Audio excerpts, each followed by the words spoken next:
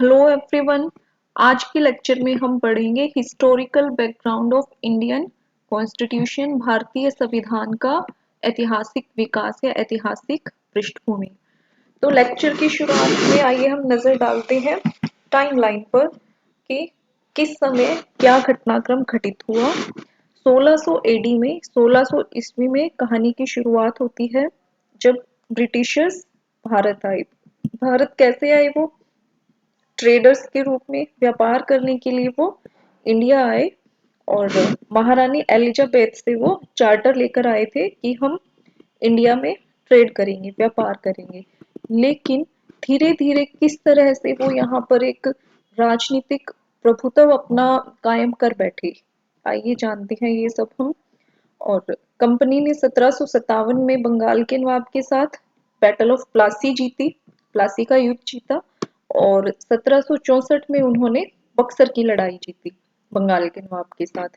तो इन दोनों लड़ाइयों को जीतने के बाद कंपनी ने अपनी श्रेष्ठता को सिद्ध कर दिया कि वो भारतीय शासकों से और जो दूसरी यूरोपियन देशों की कंपनियां हैं उनसे वो श्रेष्ठ है। तो इसके बाद क्या हुआ? 1765 में कंपनी ने बंगाल के नवाब से क्या ले लिए? दीवानी राइट्स ले लिए, बंगाल, बिहार और उड़ीसा के दीवानी राइट्स, यानी कि उन्होंने राजस्व वसूल करने के अधिकार ले लिए। कब? 1765 में। तो इसके बाद जो कंपनी है उसका हस्तक्षेप, उसका राजनीतिक आर्थिक रूप से हम कह सकते हैं डोमिनेशन, प्रभुत्व बढ़ता ही चला गया। और कंपनी के डोमिनेशन या प्रभुत्व के विरोध में 1857 में क्या हुआ था? स्पाई रिवोल्ट या सिपाही विद्रोह हुआ था। और इस विद्रोह के बाद जब ब्रिटिश गवर्नमेंट या ताज को ये लगा कि कंपनी अब अच्छे ढंग से शासन नहीं चला पा रही है, तो उन्होंने जो भारत में कंपनी का क्षेत्राधिकार था उसे अपने कब्जे में ले लिया। तो 1858 से क्या शुरू हुआ? ताज का शासन भारत में शुरू हुआ। तो हम भारत में जो संवैधानिक विकास पढ़ेंगे, जब भारत अंग्रेजों का गुलाम था उस दौरान का जो हम संवैधानिक विकास पढ़ेंगे 1773 से लेकर 1947 तक, इसे हम बांटेंगे दो भागों में। पहला भाग है कंपनी का शासन, कंपनी रूल, कब से कब तक था? ये 1773 से हम 1858 तक मानेंगे। जो भी एक्ट या कानून इस समय के दौरान बने उन्हें हम पढ़ेंगे कंपनी रूल के तहत। और क्राउन रूल जो 1858 से शुरू हुआ और 1947 तक जो कंटिन्यू रहा। तो आइए देखते हैं इन दोनों फेजेस में क्या कुछ संवैधानिक विकास भारत में हुआ। तो सबसे पहले संवैधानिक विकास की कड़ी में आता है रेगुलेटिंग एक्ट ऑफ 1773, 1773 का रेगुलेटिंग एक्ट। तो रेगुलेटिंग एक्ट क्या है? भारत में ईस्ट इंडिया कंपनी के कार्यों को नियमित और नियंत्रित करने की दिशा में ये क्या था? पहला कदम था, फर्स्ट स्टेप था, जो कि ब्रिटिश गवर्नमेंट ने उठाया था। और इसके बारे में एक दो बातें हम जान लें कि इसके द्वारा क्या किया गया था। कंपनी के जो प्रशासनिक और एडमिनिस्ट्रेटिव और पॉलिटिकल जो फंक्शन थे, प्रशासनिक और राजनीतिक कार्य थे, उनको मान्यता मिली। और भारत में एक हम कह सकते हैं केंद्रीय प्रशासन की, सेंट्रल एडमिनिस्ट्रेशन की नींव रखी गई। इसके द्वारा सेंट्रलाइजेशन की शुरुआत की गई थी। तो चलिए पहले हम नजर डालते हैं रेगुलेटिंग एक्ट के फीचर्स पर। तो पहली और सबसे इंपॉर्टेंट फीचर क्या थी? सेंट्रलाइजेशन या केंद्रीयकरण किया जाना। तो सेंट्रलाइजेशन कैसे किया गया? जो बंगाल का गवर्नर था, गवर्नर ऑफ बंगाल था, उसे क्या कहा गया? अब गवर्नर जनरल कहा गया। और जो बाकी की प्रेसिडेंसीज थी, मद्रास और बॉम्बे प्रेसिडेंसीज थी, वो आ गई बंगाल प्रेसिडेंसी के अंडर। यानी कि इनके गवर्नर्स अब गवर्नर जनरल के अंडर हो गए, गवर्नर जनरल ऑफ बंगाल के अंडर वो हो गए। तो ये क्या था? सेंट्रलाइजेशन की डायरेक्शन में एक इम्पोर्टेंट स्टेप था। सेंट्रलाइजेशन के डायरेक्शन में एक और काम क्या किया गया? सुप्रीम कोर्ट की, सर्वोच्च न्यायालय की स्थापना की गई। और इम्पोर्टेंट इसमें क्या काम किया गया? करप्शन को कम करने का प्रयास किया गया। करप्शन को कम करने के लिए जो ब्रिटिश ऑफिसर्स थे उन पर निजी व्यापार करने की, वो अपना पर्सनल ट्रेड नहीं कर सकते और भारतीयों से कोई भी उपहार या गिफ्ट नहीं ले सकते, इस प्रकार के उन पर प्रतिबंध लगा दिए गए। और फिर जो ब्रिटिश गवर्नमेंट थी उसने अपना कंट्रोल किस तरीके से किया भारत में कंपनी के कार्यों पर, कोर्ट ऑफ डायरेक्टर्स के माध्यम से ब्रिटिश सरकार ने भारत में कंपनी पर अपना कंट्रोल इस्टेब्लिश किया। किसके माध्यम से? कोर्ट ऑफ डायरेक्टर्स के माध्यम से। तो ये थे इसके कुछ इंपॉर्टेंट फीचर्स। इसके बाद आइए हम देखते हैं कि रेगुलेटिंग एक्ट की आखिर जरूरत ही क्यों पड़ी थी, कि ब्रिटिश गवर्नमेंट को या ब्रिटिश पार्लियामेंट को ऐसा क्यों सोचना पड़ा कि एक रेगुलेटिंग एक्ट लेकर आया जाए। तो फर्स्ट रीजन क्या था इसका? Sphere financial crisis. जो कंपनी है उसने अपने आप को दिखाया कि वो बहुत बड़े वित्तीय संकट में उलझी हुई है और कंपनी ने 1 मिलियन पाउंड के लोन की मांग की थी ब्रिटिश पार्लियामेंट से। और और कंपनी की क्या शिकायतें पहुंच रही थी कि जो कंपनी के अधिकारी हैं वो करप्ट हैं, भ्रष्ट हैं और वो भाई भतीजावाद को बढ़ावा दे रहे हैं। और बंगाल में अकाल पड़ गया था और जो द्वैध शासन व्यवस्था चल रही थी, कॉम्प्लेक्स ड्यूअल एडमिनिस्ट्रेशन, उसके कारण भी बहुत सारी परेशानियां आ रही थी। तो ये ड्यूअल एडमिनिस्ट्रेशन या द्वैध शासन व्यवस्था क्या थी? इसमें ये जो दीवानी और निजामत राइट्स है या निजामत जो फंक्शंस है, ये दोनों अलग अलग कर दिए गए थे और अलग अलग बॉडीज के पास ये थे।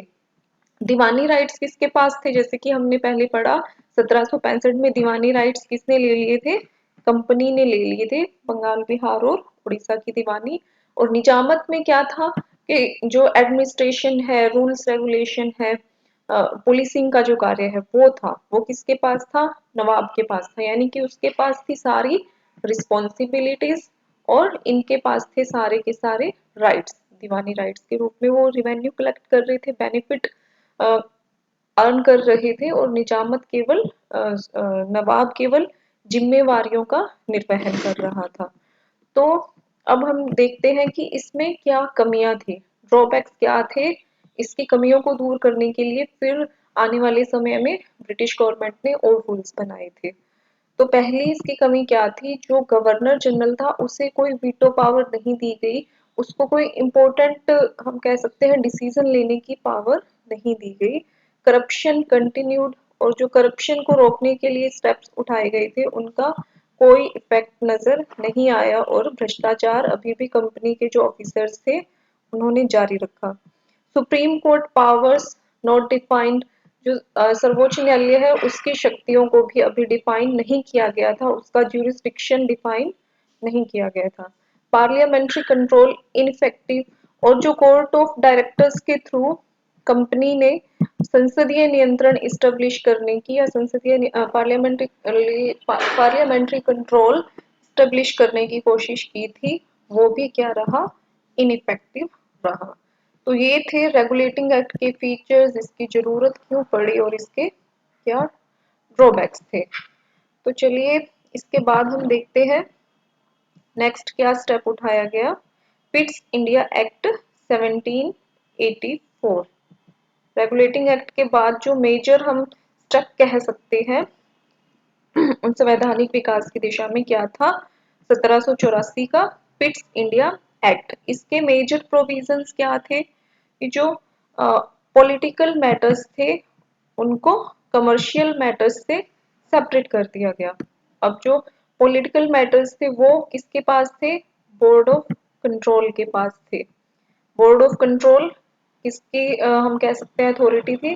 ब्रिटिश गवर्नमेंट की। अब जो पॉलिटिकल मैटर्स थे उनमें ब्रिटिश गवर्नमेंट ने इंटरफेयर करना शुरू कर दिया, अपना होल्ड इन पर रखना शुरू कर दिया। और कमर्शियल अफेयर्स अभी भी कोर्ट ऑफ डायरेक्टर्स के थ्रू किसके पास था? कंपनी के पास थे। और सिविल और जो मिलिट्री ऑफिसर्स थे उन्हें क्या कहा गया? कि वो इंडिया और ब्रिटेन में अपनी प्रॉपर्टी डिस्क्लोज करेंगे। ये भी करप्शन को कम करने की डायरेक्शन में एक स्टेप था। और जो कैलकटा था उससे ब्रिटिश पोजेशंस या भारत में जो ब्रिटिश आधिपत्य के क्षेत्र थे उनकी राजधानी बनाया गया पिट्स इंडिया एक्ट 1784 के अंडर।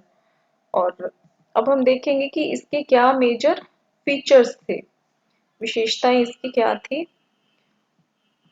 विशेषताएं क्या थी, कमर्शियल और पॉलिटिकल जो इसकी एक्टिविटीज थी उनको सेपरेट किया गया। और पहली बार ये शब्दावली the British possessions in India इसको यूज किया गया। ये जो वर्ड है, ये टर्म है ब्रिटिश पोजेशंस इन इंडिया, ये इंट्रोड्यूस की गई। British government assessed direct control over India, और जो ब्रिटिश संसद या ब्रिटिश गवर्नमेंट थी उसका अब इंडिया पर डायरेक्ट कंट्रोल, प्रत्यक्ष नियंत्रण हुआ। The company became subordinate to the British government, और जो अब कंपनी थी अभी तक जो ऑटोनॉमस थी अपने आप में इंडिया में, तो अब वो इंडिया में क्या हो गई, एक सबॉर्डिनेट पावर हो गई ब्रिटिश गवर्नमेंट की। अब ब्रिटिश गवर्नमेंट का होल्ड हो गया। ब्रिटिश क्राउन की जो अथॉरिटी थी वो सिविल और मिलिट्री अफेयर्स में अब इस्टेब्लिश हो रही थी। और जो कमर्शियल एक्टिविटीज थी उन पर अभी भी किसकी मोनोपोली थी, कंपनी की ही मोनोपोली थी। व्यापार करने का जो कार्य है वो अभी भी कंपनी ने ही संभाला हुआ था। तो अब हम देखेंगे इसकी भी, इस एक्ट की भी कुछ कमियां थी।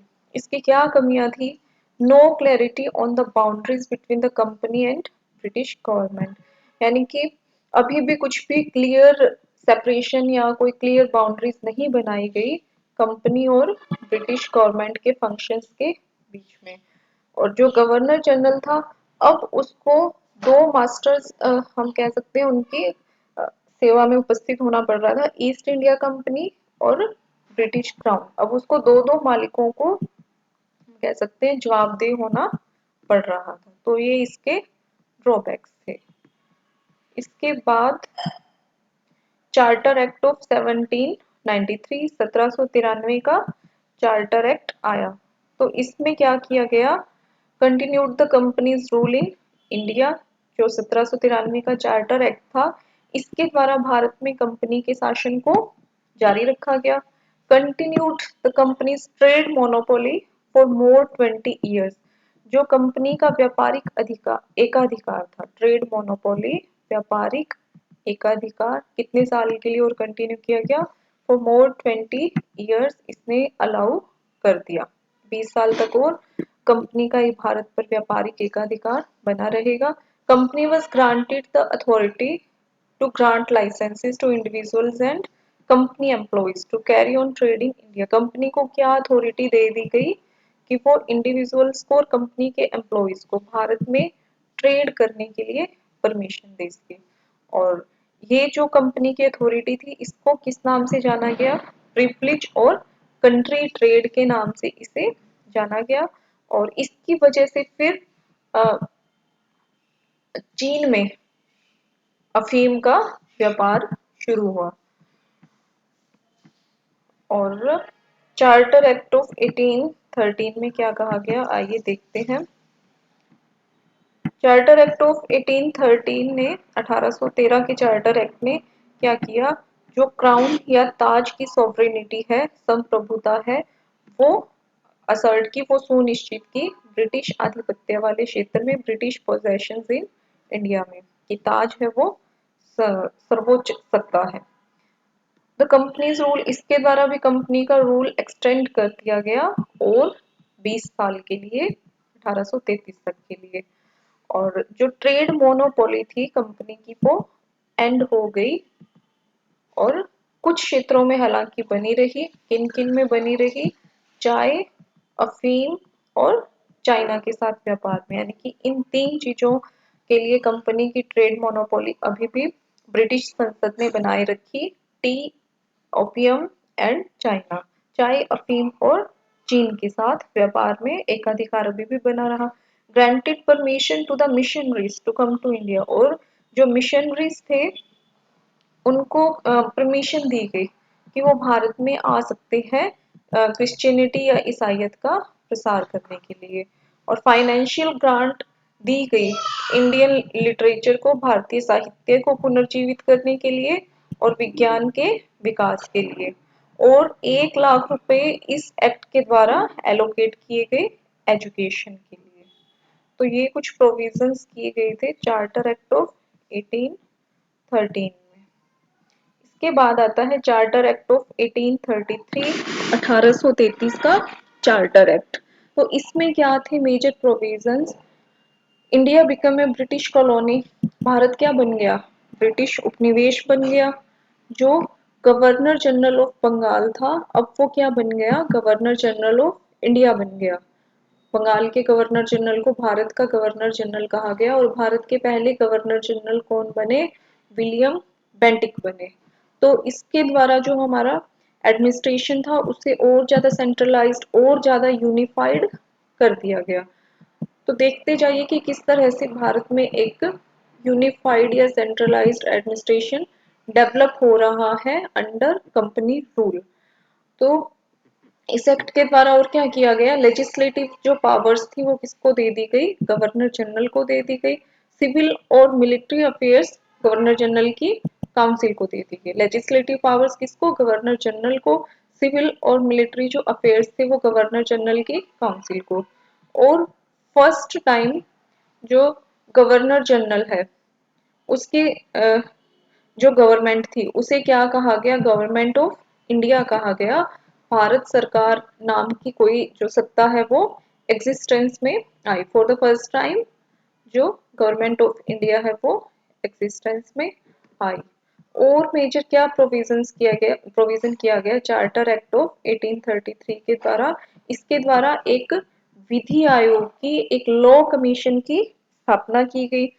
और इसके अंडर क्या प्रोविजन था कि जो भी भारत में लॉ बनाया जाएगा, लॉ मेड इन इंडिया, वो कहाँ रखा जाना था? ब्रिटिश पार्लियामेंट के सामने रखा जाना था। और अब के बाद ये प्रोविजन किया गया कि जो भी कानून बनेगा उसे क्या कहा जाएगा? एक्ट कहा जाएगा, अधिनियम कहा जाएगा। इसके पहले क्या बन रहे थे? रेगुलेशंस बन रहे थे। और 1833 के बाद से जो भी कानून बनेंगे वो एक तो ब्रिटिश पार्लियामेंट में रखे जाएंगे, और दूसरा उन्हें क्या कहा जाएगा? एक्ट कहा जाएगा। और इसके द्वारा एक लॉ कमीशन बनाया गया, एक विधि आयोग बनाया गया, जिसके चेयरमैन कौन थे? लॉर्ड मैकाले थे। और मेजर प्रोविजन इस चार्टर एक्ट ने क्या किया? 1833 के चार्टर एक्ट ने एक मेजर प्रोविजन ये किया कि जो इंडियंस थे उन्हें भी गवर्नमेंट सर्विस में, सरकारी सेवाओं में स्थान दिया गया। और मेरिट बेस्ड रिक्रूटमेंट, योग्यता के आधार पर भर्ती को इम्पोर्टेंस दी गई, या इसे शुरू करने पर बल दिया गया। और एक काम इसने, एक इम्पोर्टेंट काम क्या किया? स्लेवरी को या फिर दासता को खत्म किया। Abolished slavery in Britain. सारे जो ब्रिटेन में और भारत में इसके जो भी क्षेत्र थे, ब्रिटिश आधिपत्य के जो भी क्षेत्र थे, वहां पर क्या किया गया? दासता को प्रतिबंधित किया गया। तो ये थे चार्टर एक्ट 1833 के मेजर प्रोविजंस। अब हम देखेंगे कि इसकी क्या फीचर्स थी। कमर्शियल एक्टिविटीज थी जो कंपनी की, वो अब हम कह सकते हैं बंद हो गई। जो मोनोपोली थी इसकी वो समाप्त हो गई। अब क्या बन गई थी कंपनी? एक एडमिनिस्ट्रेटिव बॉडी या प्रशासनिक निकाय बन गई थी। और अब इसको जो चाइना के साथ भी एकाधिकार मिला हुआ था व्यापार करने का, वो भी अब समाप्त हो गया। जो 1813 के चार्टर एक्ट में हमने पढ़े थे, 3 चीजों में कंटिन्यू था। चाय, चीन और अफीम के लिए जो एकाधिकार बना हुआ था वो खत्म हो गया। और भारत का जो उपनिवेशीकरण था, ठीक है, कोलोनाइजेशन था, उसको अब क्या किया गया? लीगलाइज्ड कर दिया गया, उसको वैध करार दे दिया गया इस चार्टर एक्ट के द्वारा। और कंपनी ने अभी भी भारत की जो क्षेत्र था, इंडियन टेरिटरीज थी, उनके ऊपर कंपनी का अभी भी आधिपत्य बना हुआ था। इस एक्ट के द्वारा उसे मान्यता प्रदान की गई। लेकिन जो कंपनी है वो जो इंडियन टेरिटरीज को केवल संभाल रही थी, उनकी ट्रस्टी थी किसकी तरफ से? ब्रिटिश साम्राज्य की तरफ से, हिज मैजेस्टी की तरफ से। वो एक, हम कह सकते हैं, संरक्षक का या ट्रस्टी का ही काम कर रही थी। सिग्निफिकेंस क्या था? इसके कुछ फायदे भी हुए। क्या फायदे हुए इसके? इसकी वजह से हुआ सेंट्रलाइजेशन, ये क्या था, सेंट्रलाइजेशन की डायरेक्शन में एक फाइनल स्टेप था। और ended east India companies commercial activities, उसकी जो कमर्शियल एक्टिविटीज है वो क्लोज हो गई सबके लिए। ये कमर्शियल एक्टिविटीज ओपन हुई। ब्रिटिश क्राउन ट्रस्टी इन एडमिनिस्ट्रिंग इंडिया।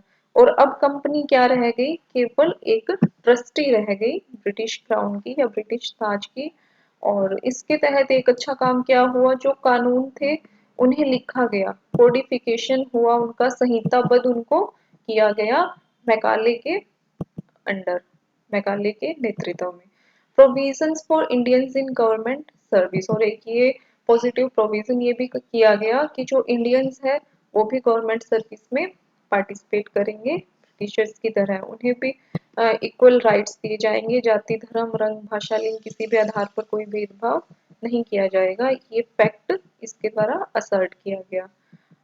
अब इसके बाद आया चार्टर एक्ट ऑफ 1853। ये था कंपनी के अंडर आने वाला लास्ट हम कह सकते हैं चार्टर एक्ट था। इसके बाद जो भी हम पढ़ेंगे कानून या चार्टर एक्ट आए अ, वो हम पढ़ेंगे ब्रिटिश ताज या ब्रिटिश क्राउन के अंडर आए।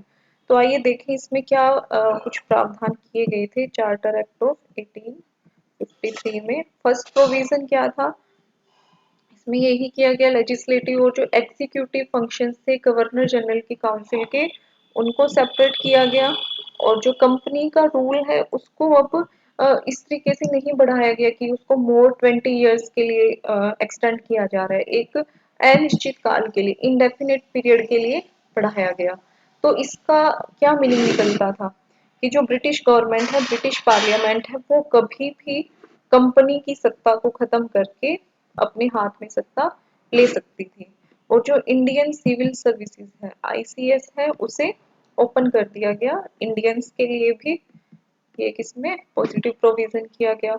और पहली बार जो लोकल रिप्रेजेंटेशन है वो किया गया लेजिस्लेटिव काउंसिल में, यानी कि जो कानून बनाने वाली काउंसिल थी लेजिस्लेटिव काउंसिल, उसमें फर्स्ट टाइम क्या किया गया, लोकल रिप्रेजेंटेशन किया गया।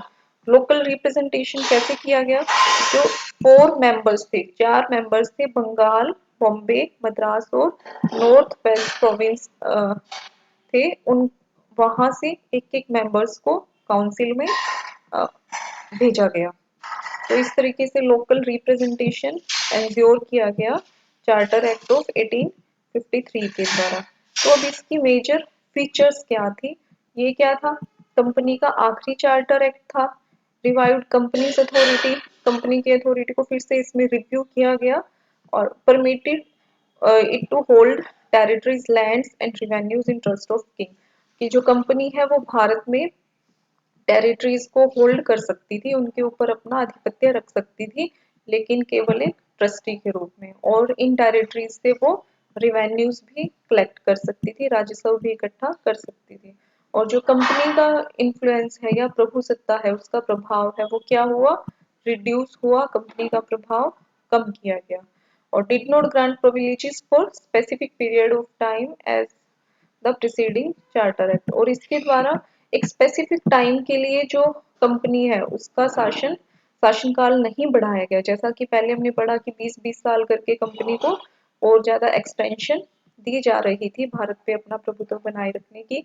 और एक सिस्टम शुरू हुआ ओपन और फेयर कंपटीशन का। पहले क्या होता था, रिकमेंडेशन के बेस पर आईसीएस जैसे पदों पर नियुक्ति की जाती थी, लेकिन इस एक्ट के द्वारा क्या कहा गया कि मेरिट सिस्टम पर बेस्ड रिक्रूटमेंट होगी, भर्तियां की जाएंगी। सिग्निफिकेंस, इसके भी कुछ फायदे थे, क्या फायदे थे, led the foundation of parliamentary form of government, भारत में संसदीय शासन प्रणाली की नींव रखी गई इस एक्ट के द्वारा। यानी कि अगर हमसे क्वेश्चन पूछ ले कि संसदीय शासन प्रणाली की नींव किस एक्ट के द्वारा रखी गई, चार्टर एक्ट ऑफ 1853 के द्वारा। और इस एक्ट ने जन्म दिया इंडियन सिविल सर्विसेज को, जो कि मेरिट के बेस पर अब रिक्रूटमेंट होनी थी। और इसने क्या शो किया कि ये क्या इंडिकेशन था ये एक्ट, कि आने वाले समय में कभी भी कंपनी का जो शासन है खत्म हो सकता है, जो कि हमें बहुत जल्द ही देखने को भी मिला जब 1858 में ब्रिटिश ताज ने भारत की सारी प्रभुसत्ता अपने हाथ में ले ली। तो आज के लिए इस लेक्चर में इतना ही। 1858 से 1947 तक क्या विकास क्रम रहा वो हम पढ़ेंगे अगली वीडियो में। Thank you.